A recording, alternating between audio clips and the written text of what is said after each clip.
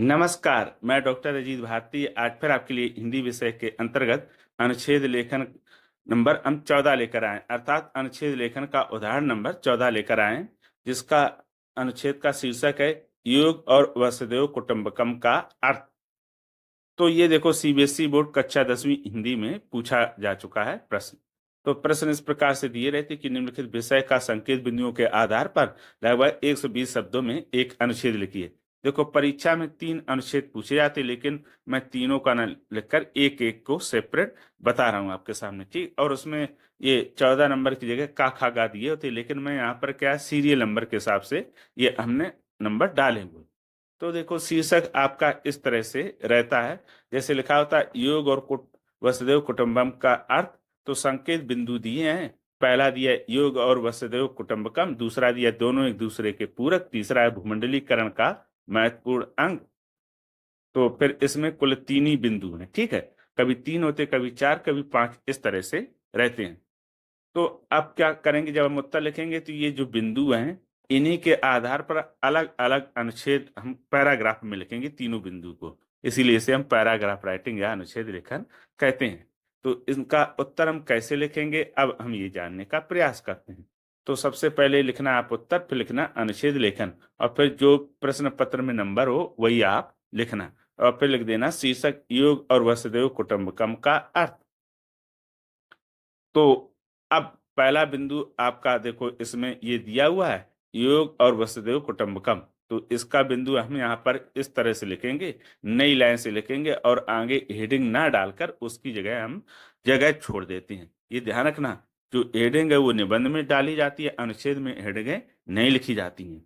तो लिखेंगे कि योग का अर्थ है एकता और सामंजस्य, जो शारीरिक, मानसिक और आध्यात्मिक विकास को दर्शाता है मतलब दिखाता है।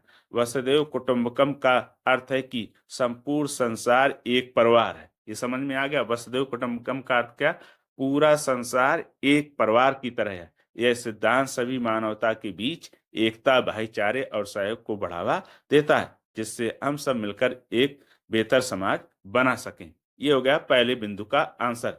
फिर आता है आपका दूसरा बिंदु। तो दूसरे बिंदु में दिया कि दोनों एक दूसरे के पूरक। अब इसमें दूसरे बिंदु में इस तरह से दूसरा ये पॉइंट यहाँ पर हेडिंग न डाल के जगह छोड़ेंगे। ध्यान रखना दूसरे बिंदु की जब भी हम आंसर लिखें तो नई लाइन से लिखें, ये याद रखना।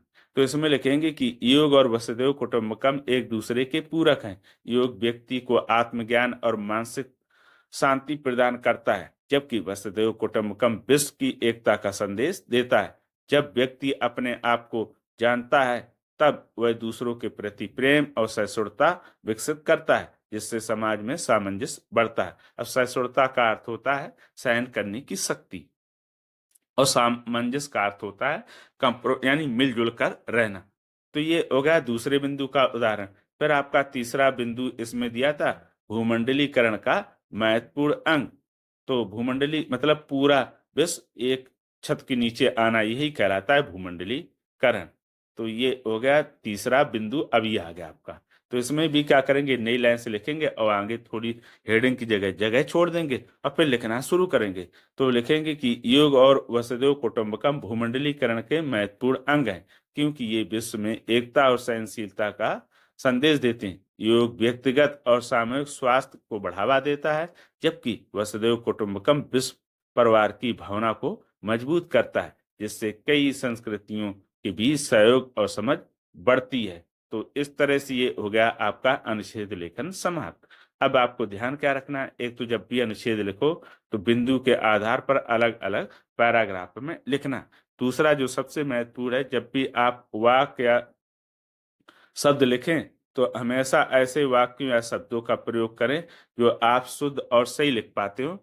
जो वाक्य या शब्द आप कठिन हो, डिफिकल्ट हो, आपको लिखने में परेशानी आती हो या कठिनाई आती हो, आपको लगता है कि मैं लिखूंगा अशुद्ध लिख जाएगा, तो उनका प्रयोग ना करें।